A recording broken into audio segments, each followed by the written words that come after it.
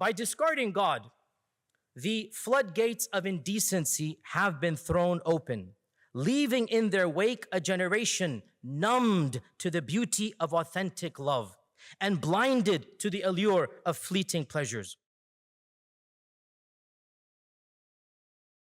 To continue the case for side proposition, I call on Dr. Yasir Qadhi.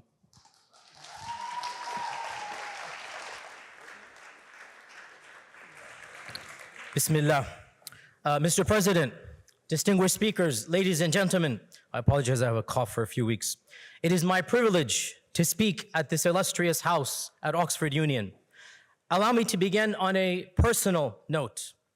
It was precisely 20 years ago, to the very month, that I first visited this historic campus when I had applied for and was successfully accepted to the doctoral program at Religious Studies. Personal circumstances forced me to pursue my PhD elsewhere, but I confess that I have always carried a soft, nostalgic spot for Oxford, and I'm absolutely delighted that I'm speaking here today. However, I must say that on YouTube, your chamber looks far bigger than it actually is. The motion that I'm arguing in defense of is, this house regrets the death of God. Now, obviously, for the record, as a person of faith, I strongly disagree with the phrasing of the motion, even as I support its sentiment. Declaring God is dead simply because society has grown distant from faith is rather like claiming that the sun has ceased to shine simply because we are stubbornly refusing to open our eyes and see the truth. God's existence is not contingent upon our acknowledgement of him. But I do find it fascinating that even in his supposed death, he continues to provoke such fervent discussion. One might almost think him quite alive, especially in the minds of those who deny him. One other final caveat before I begin my actual points. Simply because of my own training and affiliation with the faith of Islam, most of my references will be from my own tradition, but I do believe that the arguments that I'm using are universal to almost all faiths. Now, the question arises, by what metrics are we going to judge the claim that belief in God brings benefit to individuals and society? In other words, how does one go about measuring whether society is worse off or not because it has lost religion? I believe that benefits in believing in God can be categorized into three separate and distinct categories.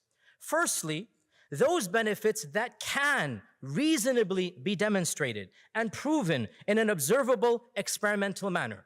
Secondly, there are also benefits that, while they cannot be proven scientifically, all people of conscience will be able to appreciate and recognize.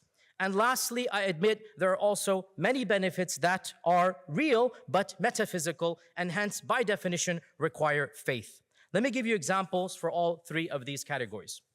In the first category, there is an overwhelming quantity of sociological, anthropological, and psychological studies that have demonstrated credible evidence that an absence of faith is detrimental to both individual and society. I have over here references to over a dozen specific articles, peer-reviewed journals, meta-analytical studies and surveys that has collectively tapped into hundreds of research projects from around the globe involving multiple faiths and different cultures and different ethnicities, all of which demonstrate that belief in God typically translates into a better perception of well-being, of self-esteem, a better mental state, and yes, even better physical health. Overall satisfaction with the quality of one's life. And that belief in God, generally speaking, lowers the risk of hypertension, depression, criminal delinquency, suicide, and a host of other factors.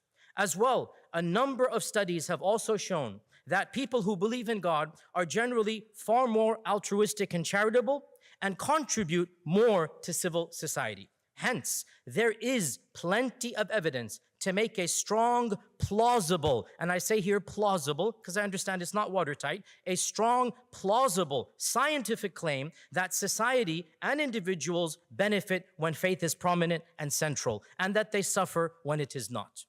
The second category of benefits are those areas in which religion does add value and yet they cannot be proven because not everything can be proven by physics or chemistry or economics. Not every virtue can be objectively quantified or mathematically proven. Yet we as a species have universal values of nobility. We understand what is dignity. We appreciate decency. And these are the values that religion most importantly promotes and preserves. Societies that have discarded religion are clearly seeing the consequences of that. And nowhere is this moral collapse more evident than in the realm of family and the changing attitudes towards sex, sexuality, and modesty. Religion's focus on sexual morality stems from its role, its vital role, its inherent role in providing a framework for human behavior that promotes social stability, personal dignity, and communal harmony. When you remove religion, when you remove God, without moral boundaries, sexual behavior will lead to exploitation, to betrayal, and to societal disarray. It is only belief in God that allows us to empathize, that allows us to emphasize virtues such as chastity, fidelity, and self-control, thus allowing individuals to be protected from the emotional, psychological, and social consequences of unchecked indulgence. I apologize, I'm not accustomed to this point of information, so I'm gonna have to wait to the end. Sorry. By discarding God, the floodgates of indecency have been thrown open, leaving in their wake a generation numbed to the beauty of authentic love and blinded to the allure of fleeting pleasures. It is no coincidence that this descent into moral chaos has paralleled the decline of religiosity in modern life. The breaking up of the family unit, the increase of the casual hookup culture, the proliferation of pornography, the grotesque phenomenon of platforms like OnlyFans has turned what should be sacred into a mere commodity to be bought and sold.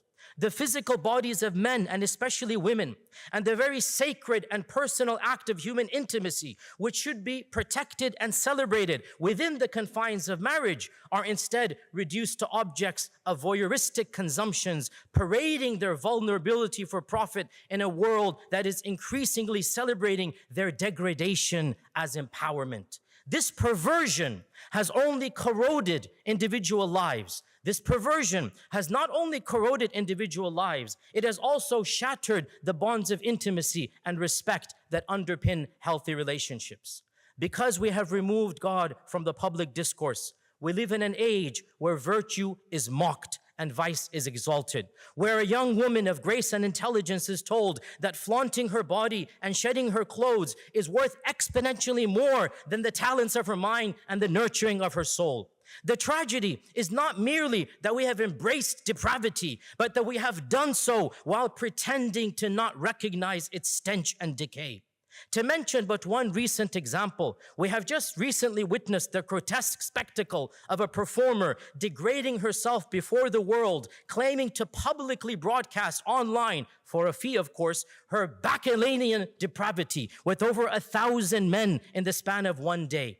Mainstream global media helped publicize and launch this event, and claims of world records being achieved were broadcast as if the turnaround in quantity of partners per hour indicates success. When society no longer blushes at such brazen indecency, when it celebrates filth as entertainment, and it equates self-exploitation with success, one must ask, how far have we fallen? You don't need science to tell us something is very, very wrong with this reality. And the fact of the matter is that you need to bring in God in order to have those checks and balances. To revel in the sheer magnitude of debauchery as if it were an achievement rather than a lamentable indictment of modern decay is not an expression of liberation, but the final surrender of morality to hedonism. A society that abandons God also abandons moral law that sustains the soul. Or, as the Prophet ﷺ said, if you have no shame, then do as you please. Thirdly and lastly, there are areas in which belief in God is indeed of value, but these areas are outside the realm of scientific inquiry. Here, I refer to the role of faith in decisively answering the ultimate questions of life and of providing existential purpose and of giving meaning not only to the lives that we currently live, but to the mystery and meaning of death itself. For those who reject God, as Nietzsche himself said, do you not see that by negating him, you have deprived yourselves of a true and enduring purpose? I mean, you strive valiantly, I admit, to carve meaning from this chaos, to weave nobility into the fabric of a world you insist has no weaver. Yet, in this attempt, you yourselves exhibit a kind of faith, not in a higher power, but in the constructs of your own imagination. You all believe in justice, and yet you claim that justice is a mere human invention. You all cherish love, and yet you understand that love is nothing other than the mere dance of chemicals in a fleeting frame. You have chosen deliberately to close your eyes to the possibility that this very magnificent tapestry of creation whispers, nay, screams of the existence of its creator. And by doing so, you have deprived yourselves of the very meaning of your own existence. To live without God is to live in a world in which every triumph, every joy, every fleeting moment of beauty must be propped up by a narrative you know to be temporary, fragile, and ultimately futile, and where every single moment of pain or sadness has no higher purpose or ultimate consolation. The irony is that those who have rejected the most obvious explanations of life are forced to have faith in their own imaginary constructs in an attempt to create meaning in a world that they claim is meaningless. For those who embrace faith, about to finish, life is imbued with a profound sense of direction and significance, offering a sanctuary of hope, a framework for understanding the mysteries of the universe. And when death comes, as it must to all, it does not appear as the abyss of nothingness, but rather as the door to the fulfillment of all that we have sought, the embrace of the one who has set our hearts longing for him from the very beginning. To believe in God, to submit to God, is to awaken the greatest of all truths, that we are not orphans in an indifferent cosmos, but beloved children called to something higher, meant for something greater, and destined at last for an eternal glory and a divine pleasure that does not fade. And that, my dear friends, is the ultimate measure of success. So while this third and most important category cannot be proven by science, allow me to conclude by paraphrasing a famous passage of the Quran in which the Quran says, "Do not be like those who have abandoned God, for when they do so, he has caused them to abandon themselves, and those are the most wretched and unfortunate." Belief in God, submission to God, liberates the heart and mind. It brings life to the soul and mercy to society, while abandoning him destroys the very purpose of our existence and ruptures the very fabric of society. Thank you very much.